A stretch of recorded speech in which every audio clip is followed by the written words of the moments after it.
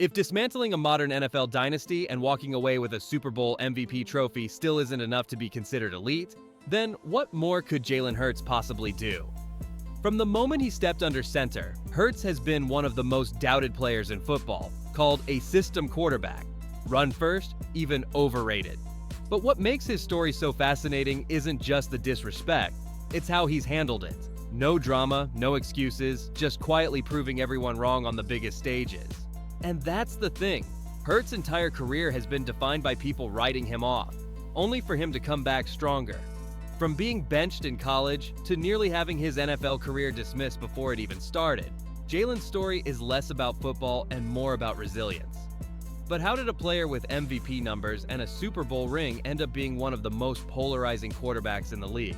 Because this story, his story, is about more than just stats. It's about double standards, silent grit, and a quarterback who refuses to break no matter how loud the noise gets.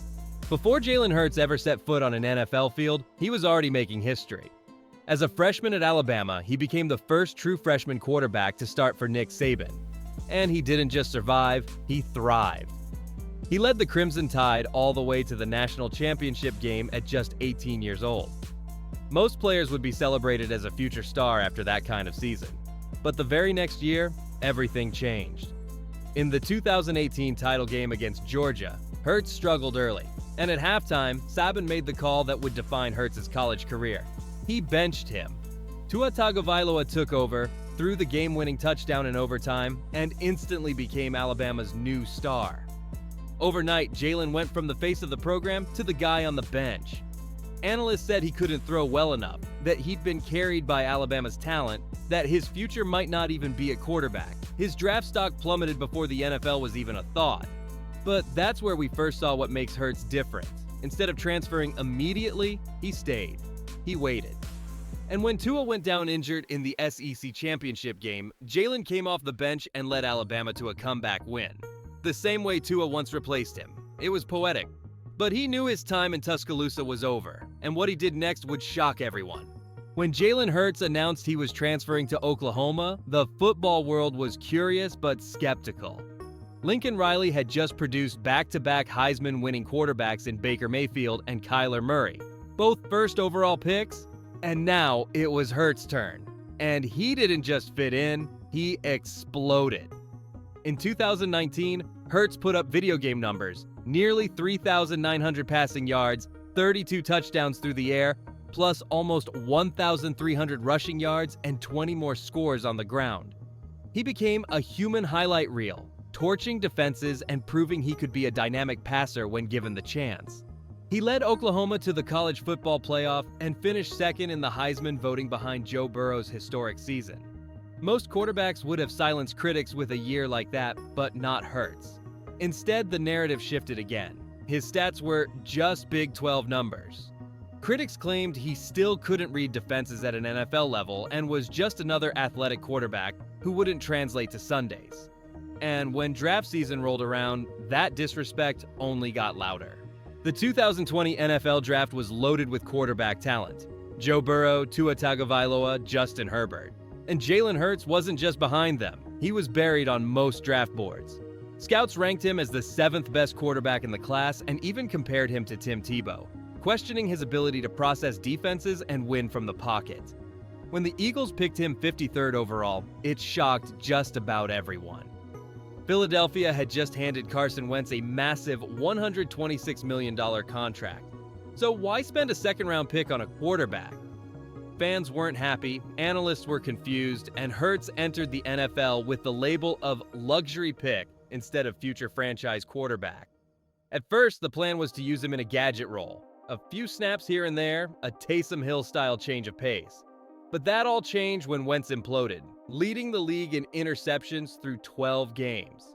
Hurts was thrown into the fire, and while he went just 1-3 as a rookie starter, he showed flashes of exactly what he could be: dynamic, dangerous, and impossible to game plan for. But for every big play, the criticism kept coming. He was just a runner, not accurate enough, not the future. And if that wasn't enough pressure, 2021 was going to test him even more, because the Eagles officially handed him the keys. When the Eagles traded Carson Wentz to the Colts, Jalen Hurts became quarterback one sooner than anyone expected. No safety net, no competition, just the weight of an entire franchise on his shoulders. 2021 was a roller coaster.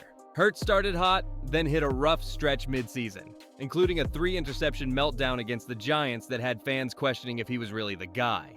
He even missed time with an ankle injury, and when he returned, the pressure was higher than ever. But Hurts didn't fold. He rallied the Eagles to 3 straight wins, grabbed a wildcard spot, and led Philly back to the playoffs.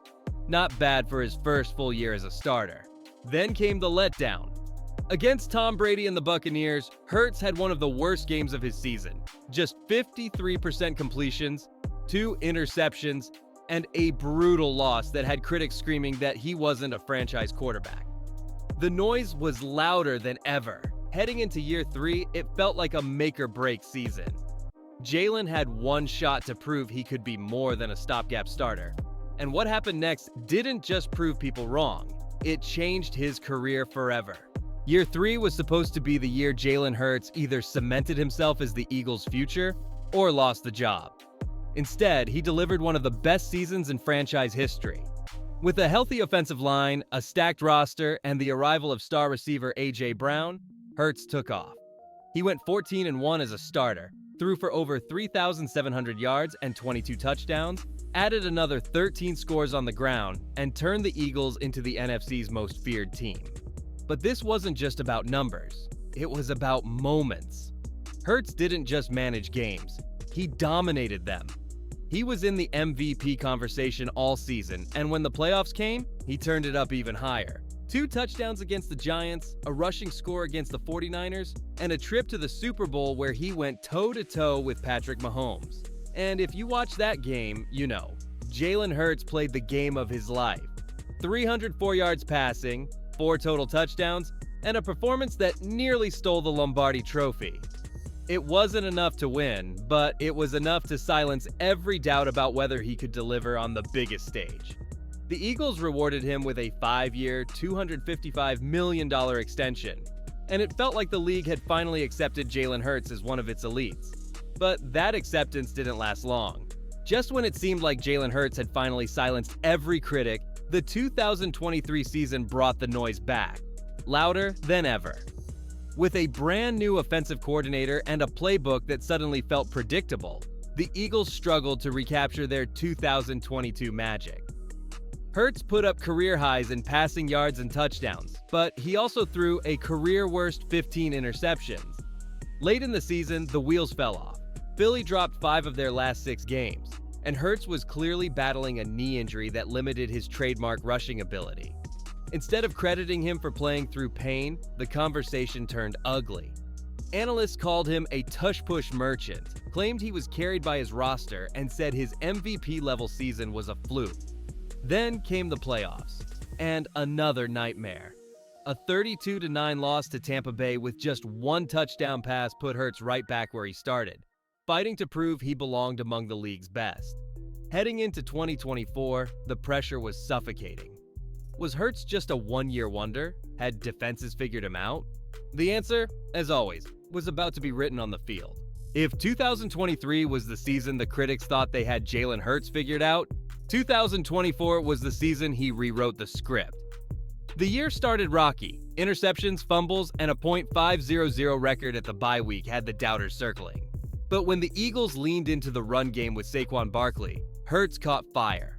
Over the next 10 games, he threw just 1 interception, posted the best passer rating of his career, and reminded everyone why he was once an MVP frontrunner. Then came the playoffs, and the version of Jalen Hurts no one could stop. 2 touchdowns to knock out Green Bay, a statement rushing score against the Rams, and a 3-touchdown demolition in the NFC Championship game that finally showed some emotion from the usually stoic quarterback. And then came the rematch with Patrick Mahomes and the Chiefs in the Super Bowl. This time, there would be no heartbreak. Hurts delivered 3 total touchdowns, nearly 300 yards of offense, and walked away as Super Bowl MVP, the ultimate answer to every critic who said he wasn't elite. By the time the confetti fell, the narrative had flipped completely. Hurts wasn't just a quarterback who overcame doubts, he became the quarterback who defined resilience.